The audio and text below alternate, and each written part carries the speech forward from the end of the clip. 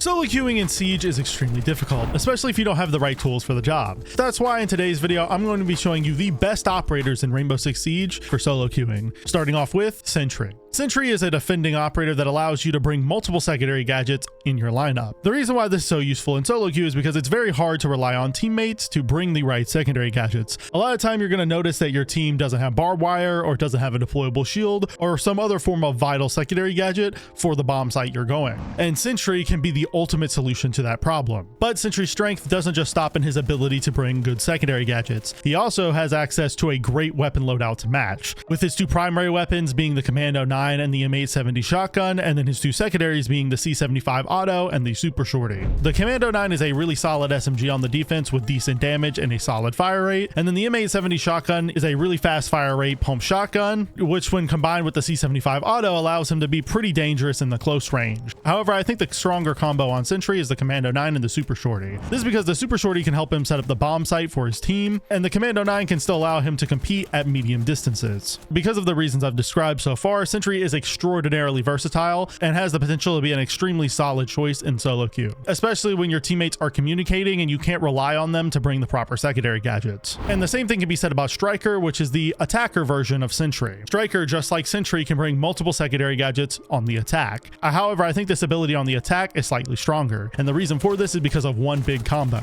and that is impact DMPs and secondary hard breach charges. When you bring these two gadgets together, you can basically guarantee that you get a reinforced wall or hatch open throughout the round. For example, this can be exceptionally strong when attacking the top floor on Oregon by going for the tower wall, because your impact DMPs and your hard breach charges can allow you to get the attic wall without help from any teammate, and then you can just push into attic by yourself. This combined with the fact that Striker has an amazing loadout with the M4 assault rifle and the M249 LMG, two exceptionally strong primary options, and a secondary shotgun in the form of the ITA-12S shotgun, just goes to show how versatile he truly is. You can use a secondary shotgun to open soft walls in a pinch, or to even play vertically if you absolutely have to. And the rest of his loadout just allows him to excel in gunfights, especially since he has one of the best ARs in the game. Now moving past Striker, we have our next defender, Thunderbird, in the number 10 spot. Thunderbird is a competitor to a really popular operator to bring in solo queue, that being Doc. However, I think Thunderbird is a much better option. The reason for this is because she brings her unique gadget, her healing stations, that can be placed down around the map. And when defenders walk into these healing stations, they will slowly regenerate all the way up to max HP. And the reason why this is strong is because if Thunderbird dies, she can still help her team with her healing stations,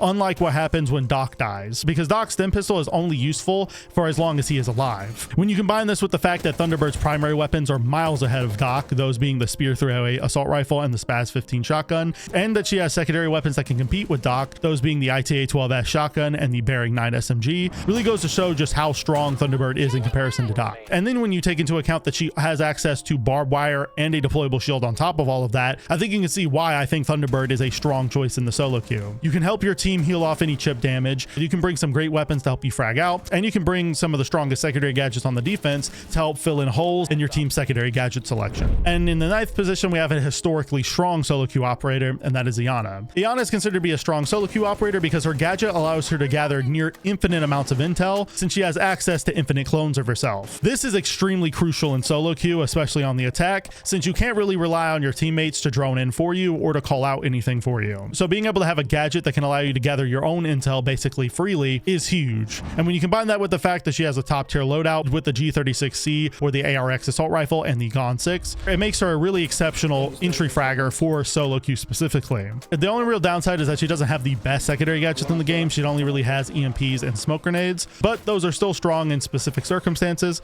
like for helping your team getting the wall open or for executing onto the site. And even with taking that into account, I still think she's worth picking in solo queue, since she can help you gather information in a situation where information is scarce. Speaking of information being scarce, Mozzie makes it extremely difficult for the attackers to get any intel, and that is because his gadget allows him to deny drones from the attack by hacking their drones when they drive into his pest radius. These pests allow him to roam effectively in solo queue, which is why he finds himself in the 8th spot here. You can go on a deep roam away from the bomb site, set up your pests around the area that you're roaming in, and then just wait for the attackers to drive their drones straight into your pests. This will give your team additional cameras and it will also allow you to slow down the attack from being able to drone out your position. And when you have access to the P10 Roni or the Commando 9 submachine guns as your primary option, you can very easily frag out in these rounds. And he also has access to some great secondary gadgets in the form of a nitro cell, barbed wire, and impacts. You really just can't go wrong with picking Mozzie in the solo queue now, especially after some of the buffs he's had recently. Now moving past Mozzie, an operator that I think is slept on in solo queue is Ram, who's coming in at the 7th spot. Her gadget, her buggy drones, allows her to excel at vertical play safely,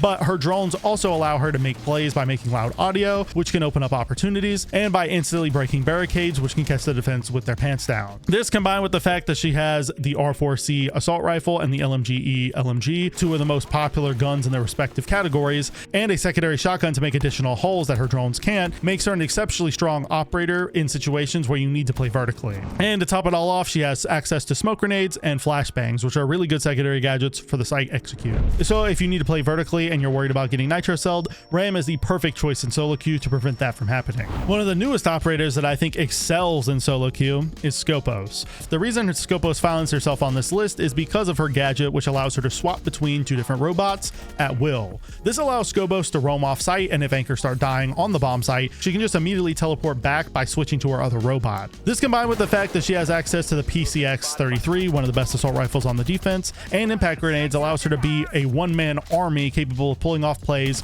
other operators just simply couldn't, especially since each robot has separate health pools, which can allow you to, at a click of a button, go all the way back up to full HP. Scopos just opens up the possibility for making plays, especially in solo queue, that other operators couldn't, and that's why I'm putting her so high on this list. You just have to keep in mind that when picking her, you have to have good mechanical skill to take advantage of her teleports and to pull off plays. Now move past Scopos, we have another operator on the attack designed for getting intel, and that is Twitch. Twitch's gadget allows her to gather a ton of intel since she has access to 4 drones, 2 of them being shock drones and 2 of them being her regular drone. And as we've established earlier with Iana, this is extremely important for solo queue. But her having access to 2 shock drones also has the added benefit of allowing her to deal with utility for her team. She can drive her drones into the bomb site and basically deal with any form of electronic utility that the attackers will need to get rid of. She can get rid of bandit batteries on the site, she can get rid of mirror windows, she can get rid of Jaeger ADSs, Wamai magnets, any sort of traps the defense might bring, and pretty much anything else you can think of. This is already strong on its own, but both of Twitch's primary weapons are extremely strong and offer options for pretty much all skill levels. This is because she has access to the F2 assault rifle, a really high recoil but heavy hitting assault rifle, and the 417 DMR, a really low recoil option, but that obviously is an automatic. Her weapons combined with her drones allows her to excel in solo queue if you play her right. Just make for sure that when you're playing Twitch that you're actually hopping on comm and giving callouts to your team that they can react off of, because that's the best way to get utility out of her. Now our next operator, Wamai, is a one-man army that can play on pretty much any power position, which is why he's going to be going in the number 4 spot. The reason Wamai is so strong at playing on power positions is because he has access to his magnets, which can deny any sort of projectiles the attackers want to throw at you. This gadget is already extremely important because it stops the attackers from throwing nades at you or from throwing flashbangs at you or realistically anything else they could think of to try to clear you out of your position. And when you combine that with the fact that he has access to the MP5K or the AUG A3 assault rifle, you can already start to see why he's so strong for holding down an important power position. And with him having impacts on top of that, he really just is a better Jaeger. But the reason why he's so strong in solo queue specifically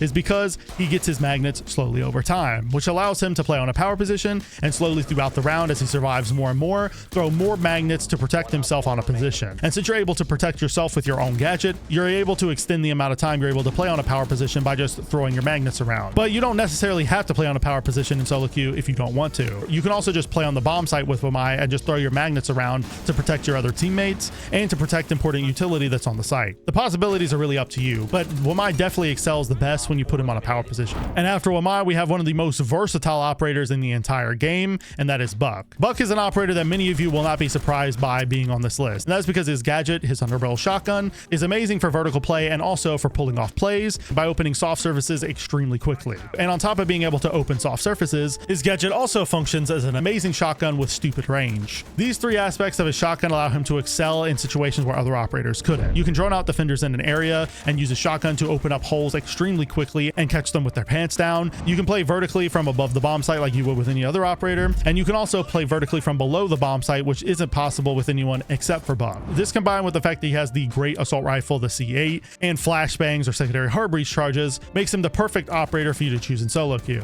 And after Buck, we have an operator that has become a staple in solo queue, and that is Legion. Legion finds himself in the number 2 spot for a large variety variety of reasons. Firstly, he brings a ton of his goo mines that can provide vital sound intel to himself and his team. The reason why these traps are so strong is because he can place them around the area where he's playing and then use them as a warning as to where the attackers are coming from. This can be strong for reasons we've discussed multiple times throughout this video. You can't really rely on teammates in solo queue to give you intel, but Legion's mines you can rely on, as long as you place them properly. So you can use his goo mines to protect yourself on a roam, or to just protect yourself while playing in or around the bomb site. Also, his goo mines have the added benefit of dealing chip damage to the attackers slowly over time, and they also have the capability to counter shield operators, which can be a real pain in solo queue, since many teammates won't know how to deal with them. This combined with the fact that Legion has access to the super shorty for setting up the bomb site, his T5 SMG, one of the strongest SMGs in the game, and a BP to set up around the site to give you even more intel, makes him a well-rounded powerhouse on the defense, not only just in solo queue, but in the game at large. And moving past Legion, we have an operator that many of you will not be surprised by being on this list, and that is Ace, who's going in the #1 spot. Ace is an operator that has dominated in Siege for many years, but he's strong in solo queue for the fact that he can open reinforced walls from safety, and for the fact that you can never rely on your teammates to play hard breacher well. So if your teammates are not going to be picking a hard breacher, you're probably better off picking Ace, since he can open walls from a distance, he can open them quicker, which allows him to bypass potential bandit tricks or Cade tricks, and for the fact that he has a great weapon to frag out with in the form of the AK-12. These two aspects alone are enough to put in this high on this list, and that's why he's going here. There are many situations in solo queue that you're going to experience where your teammates just refuse to play hard breachers, and because of that, Ace is going to be an operator that you're going to have to play a lot. But that isn't a bad thing, because he is a very good operator that you can easily frag out with, and that excels at his job of getting walls open. Anyways, hopefully you guys enjoyed today's video showing off the best solo queue operators in Rainbow Six Siege. If you did, I make Siege content just like this twice a week, so go subscribe to the channel and follow me on Twitter if you don't miss the next upload. Now, if you want to watch another video just like this one, a video will be popping up on your screen right now that I'm sure you all enjoy. I'll see you next time, friends, and peace.